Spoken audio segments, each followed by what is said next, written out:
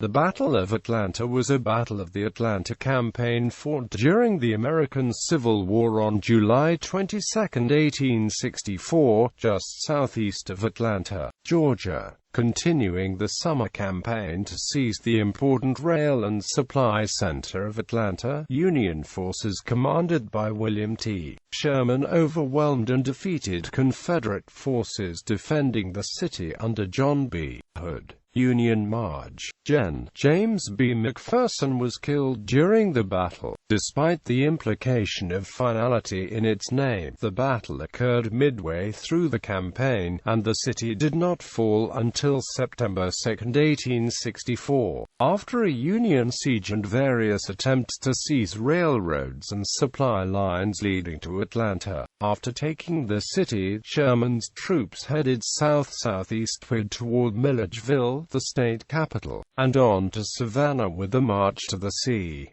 The fall of Atlanta was especially noteworthy for its political ramifications. In the 1864 election, former Union General George B. McClellan, a Democrat, ran against President Lincoln on a peace platform calling for a truce with the Confederacy. The capture of Atlanta and Hood's burning of military facilities as he evacuated were extensively covered by Northern newspapers, significantly boosting Northern morale, and Lincoln was re-elected by a large margin. Background: in the Atlanta campaign, March. Gen. William Tecumseh Sherman commanded the Union forces of the Western Theater. The main Union force in this battle was the Army of the Tennessee under March. Gen. James B. McPherson. He was one of Sherman's and Grant's favorite commanders, as he was very quick and aggressive. Within Sherman's army, the 15th Corps was commanded by March. Gen. John A. Logan. The 16th Corps was commanded by March. Gen. Grenville M. Dodge. And March. Gen. Frank P. Blair, Jr. commanded the 17th Corps. During the months leading up to the battle, Confederate Gen. Joseph E. Johnston had repeatedly retreated from Sherman's superior force. All along the railroad line, from Chattanooga, Tennessee, to Marietta, Georgia, a pattern was played and replayed. Johnston took up a defensive position. Sherman marched to outflank the Confederate defenses, and Johnston retreated again. After Johnston's withdrawal following the Battle of Resaca, the two armies clashed again at the Battle of Kennesaw Mountain, but the Confederate senior leadership in Richmond was unhappy with Johnston's perceived reluctance to fight the Union Army, even though he had little chance of winning. Thus, on July 17, 1864, as he was preparing for the Battle of Peachtree Creek, Johnston was relieved of his command and replaced by Lt. Gen. John B.Hood. The dismissal and replacement of Johnston was one of the most controversial decisions of the Civil War. Hood, who was fond of taking risks, lashed out at Sherman's army at Peachtree Creek, but the attack failed with more than 2,500 Confederate casualties. Hood needed to defend the city of Atlanta, which was an important rail hub and industrial center for the Confederacy, but his army was small in comparison to the armies that Sherman commanded. He decided to withdraw, enticing the Union troops to come forward. McPherson's army closed in from Decatur, Georgia, to the east side of Atlanta. Opposing forces. Union forces Confederate battle. Meanwhile, Hood ordered Lt.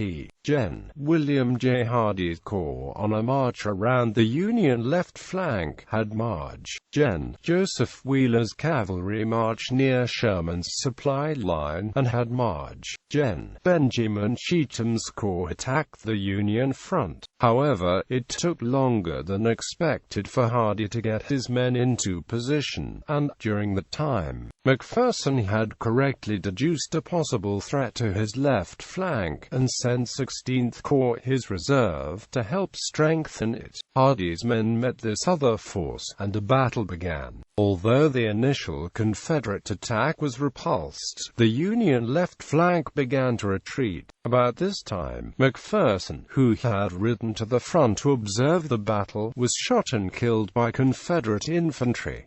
near Decatur. Brig. Gen. John W. Sprague, in command of the 2nd Brigade, 4th Division of the 16th Corps, was attacked by Wheeler's cavalry. Wheeler had taken the Fayetteville Road, while Hardee's column took the Flat Shoals Road toward McPherson's position. The Federals fled the town in a stampede, but managed to save the ordnance and supply trains of the 15th, 16th, 17th, and 20th Corps. With the failure of Hardee's assault, Wheeler was in no position to hold Decatur and fell back to Atlanta that night. Sprague was later awarded the Medal of Honor for his actions. The main lines of battle now formed an L shape, with Hardee's attack forming the lower part of the L, and Cheatham's attack on the Union front as the vertical member of the L.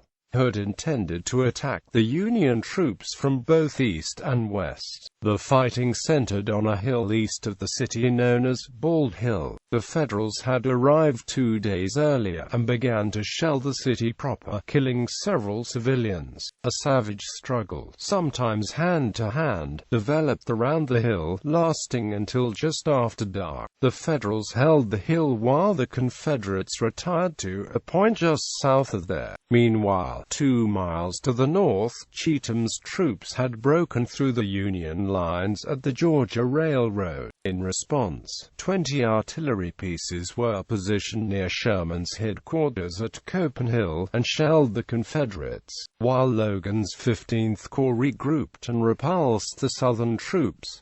The Union had suffered 3,641 casualties, including Marge. Gen. McPherson, to the Confederates 5,500. This was a devastating loss for the already reduced Confederate army, but they still held the city. Siege and closure. Sherman settled into a siege of Atlanta, shelling the city and sending raids west and south of the city to cut off the supply lines from Macon, Georgia. Both of Sherman's cavalry raids were defeated by superior Southern horsemen. Following the failure to break the Confederates' hold on the city, Sherman began to employ a new strategy. He swung his entire army in a broad flanking maneuver to the west. Finally, on August 31st, at Jonesboro, Georgia, Sherman's army captured the railroad track from Macon, pushing the Confederates to Lovejoy's Station.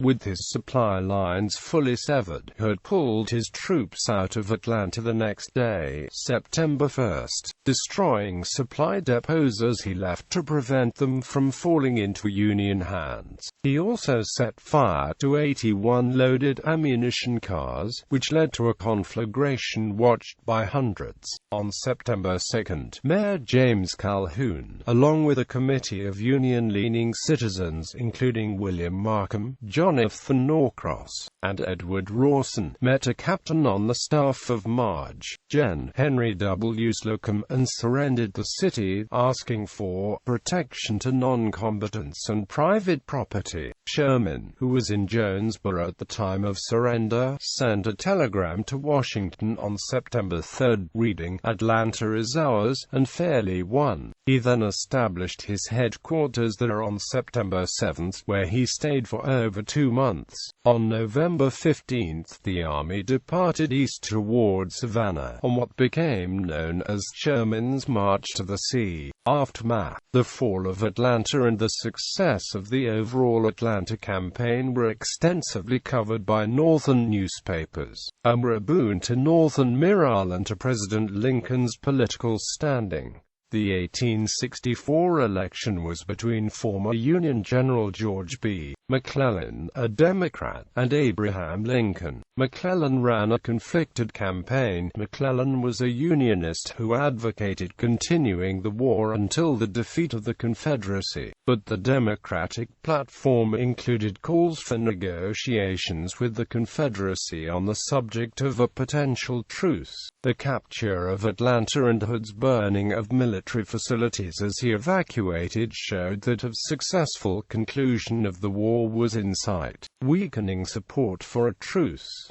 Lincoln was re-elected by a comfortable margin, with 212 out of 233 electoral votes. Marge, Gen. James B. McPherson, who was one of the highest-ranking Union officers killed in action during the Civil War, was mourned and honored by Sherman, who declared in his official report, "His public enemies, even the men who directed the fatal shot, ne'er spoke who wrote of him without expressions of marked respect. Those whom he commanded loved him even to idolatry, and I, his associate and commander, fail in words adequate to express my opinion of his great worth. I feel assured that every patriot in America on hearing this sad news will feel a sense of personal loss, and the country generally will realize that we have lost not only an able military leader, but a man who, had he survived, was qualified to heal the national strife which has been raised by designing and ambitious men." Despite the damage caused by the war, Atlanta recovered from its downfall relatively quickly, as one observer noted as early as November 1865. "A new city is springing up with marvelous rapidity." Legacy.